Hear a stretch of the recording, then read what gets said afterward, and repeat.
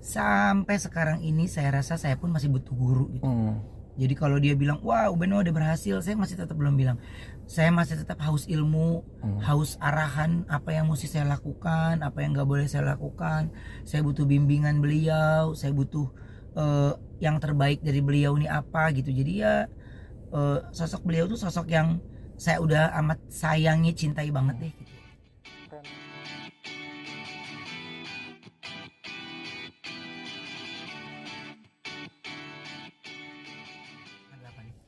Kemarin di Lida kan dirayain juga, malah haru banget gitu karena kedatangan Bang Adi Tegumoy juga tuh. Seperti apa sih kok?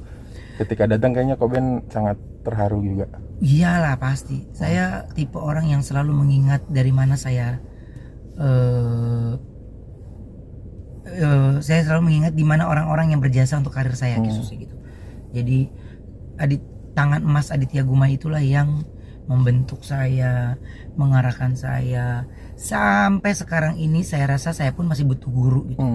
Jadi kalau dia bilang, wah Beno udah berhasil, saya masih tetap belum bilang.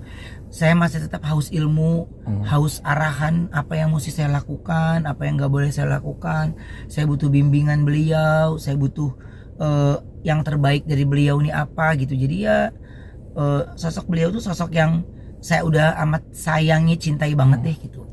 Peran besar beliau dulu ketika itu mereka beliau ngasih kesempatan apa buat Koben waktu itu? Banyak ketika banyak pilihan artis pada saat itu, tapi kan yang paling susah itu ketika kita mendapatkan kesempatan ya.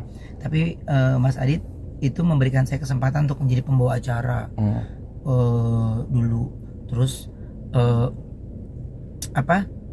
memberikan tempat tinggal itu.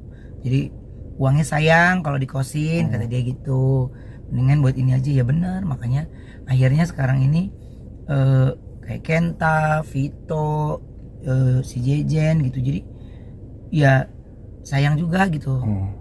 Kayak Koben meneruskan kebaikan yang dulu Koben dapat gitu nggak sih? Bukan, karena apa yang diucapin Aditya Gumai pada saat itu benar ternyata gitu. Semuanya benar, dan saya nggak mau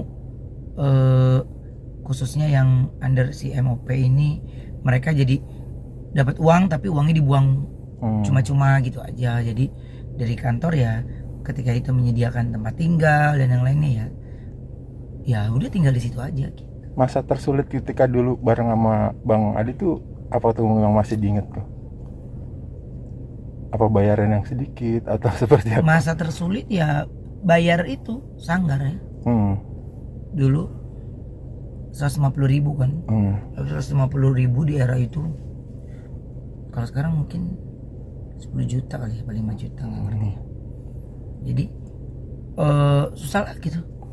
Kasarnya kita bensin aja 20.000 kayaknya udah aman buat seminggu dulu kayaknya. Nah kalau ini sulit itu pada saat bayar SPP-nya. SPP Sanggar 150.000 saya kalau nggak salah nyicil 4 kali atau 5 kali gitu. Boleh ya dulu ya.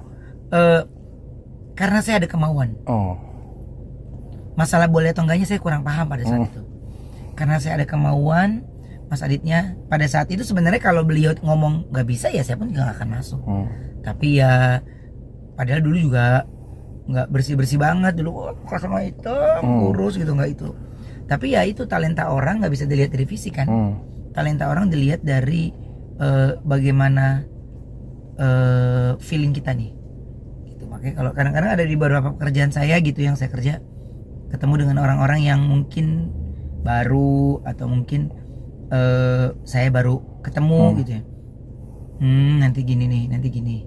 Oh nanti gini. Jadi arah-arahnya saya udah tahu tuh nantinya kayak gimana gitu. Kok pelajaran terpenting nih ketika Bang Adit kan dulu menemukan bakat-bakat yang ibaratnya nggak terduga seperti itu. Kalau sekarang mungkin Koben dapat pelajarannya dari beliau juga, akhirnya diterapin di MOP. Belajar dari dia yang saya nggak hilang itu adalah disiplin dan tidak pernah berhenti berkarya. Aditya Gumai sampai sekarang terus produktif, terus membuat film, terus membuat FTV. Ya mungkin tidak segaung yang orang ngeh kali ya, tapi karena saya mengikuti perjalanannya, saya termasuk orang yang mengidolakan beliau. Jadi saya tahu banget apa yang beliau kerjakan, apa yang beliau lagi keluh kesahkan, cerita. Kalau dulu menjadi murid, sekarang masih menjadi murid, bahkan sekarang sudah bisa menjadi sahabat gitu. Jadi ya senang lah ada campur tangan beliau dalam perjalanan karir saya. Jadi beliau juga yang mengenalkan saya ke Richard Buntario, beliau juga yang mengenalkan saya ke banyak orang lagi.